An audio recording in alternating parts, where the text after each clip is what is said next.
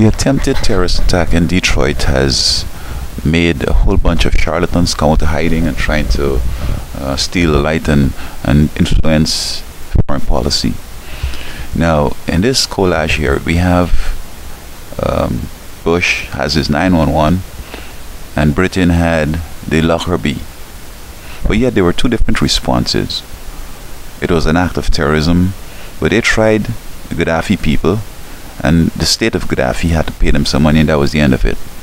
But when the terrorists, bombed in America here, he came over and he talked about war and terrorism, and he decided to encourage and support a war going through Iraq and Afghanistan. So what's the difference here? Well, I guess Britain doesn't have no big bad army and they don't have no money, so they settle things very nice. Now here we have the new president, President Obama, and I think that he loves his country just as George Bush. He has an attempt. Nothing happened, nobody died, nothing happened.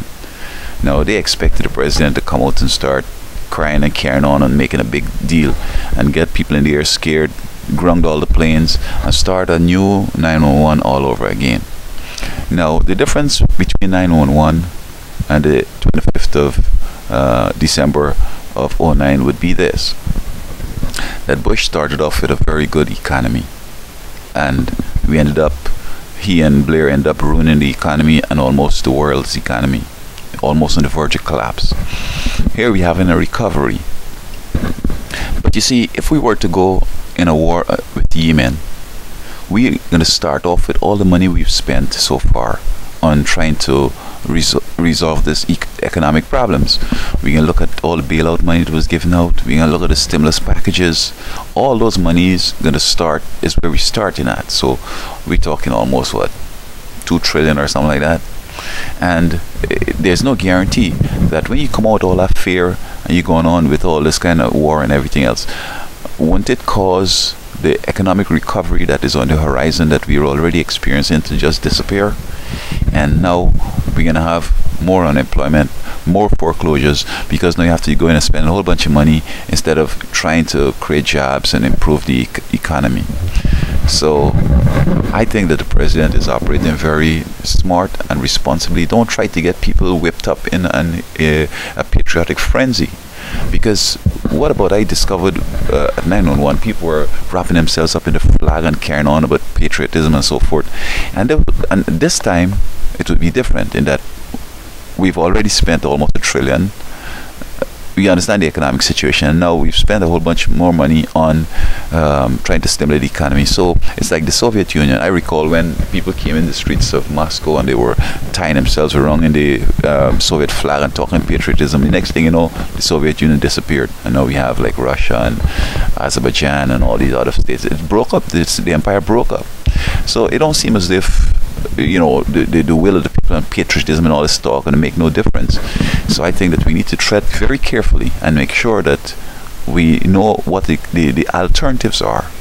We need to keep working on fixing the economy. The president was right to show the intelligence labs, and we need to improve the intelligence.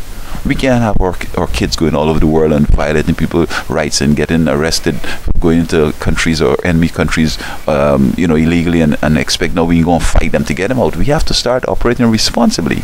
Students know where a border ends, and if it's a hostile territory, don't go in. Don't go in and expect now the government to come and get you out. And don't allow things to happen and then expect we can go to war.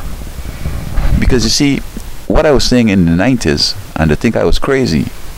Everybody believes that our army is the best in the world, but all armies in the past that were the best in the world got broken, and so far we've stretched to a limit right now. We need to have some reserves in case something serious happens. We need to defend ourselves. But if you're going to start another front, so we have 3 wars going, and then you discover that it's not only in Yemen, but it's in neighbor places the Taliban and Al-Qaeda have moved to, because all they need to do is send 24 men, 60 men, 100 men in some country and start making a big noise as if there's a whole battalion. You send some more over there, and then when the troops are stretched to the max, something new happens. What are you going to do?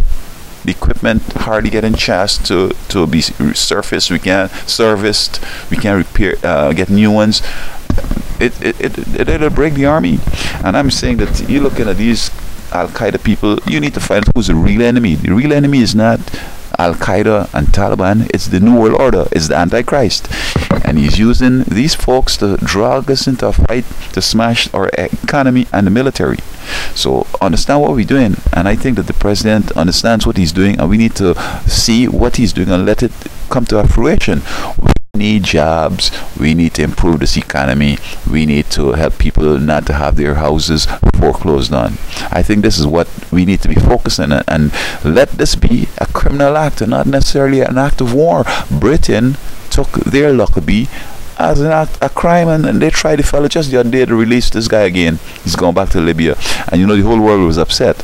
But they're doing things in a lawful and in a rational way. But they expect us to go there and behave crazy. We need to follow President Obama and do what he's doing. Just be quiet, watch what he's doing. Don't give these people excuses to come on with more stuff and drag us into some fights that basically can run off 8, 9, 10 years, and then what going to be the end game of this whole war on terrorism? We need to stop this war on terrorism right now and charge all terrorist attacks as a crime.